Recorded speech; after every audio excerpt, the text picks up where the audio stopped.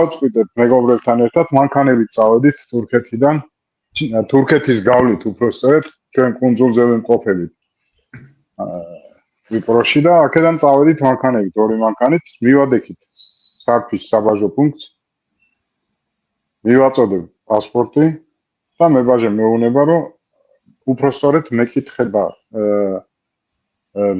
რა ჯარიმა გაქვთ და ნუ გამიკვირდა რა ჯარიმა უნდა მქონდეს დავაშავეთ არანაირი ჯარიმა არა მაგრამ რა ჯარიმა მაქვს მე აქეთ ვეკითხები რა ჯარიმა მაქვს მე მეკითხები იოგას შენ მეუბნებით ხო რომ ჯარიმა მაქვს აბა ვის ვკითხო არაფერი დამიშავებია რა ჯარიმა უნდა მქონდეს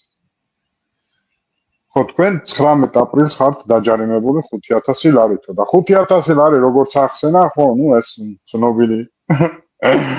აქციებზე მონაწილეობისთვის ნუ გასაგებია ნუ არ ვიცი მე უთხარი არანაირი ჯარიმა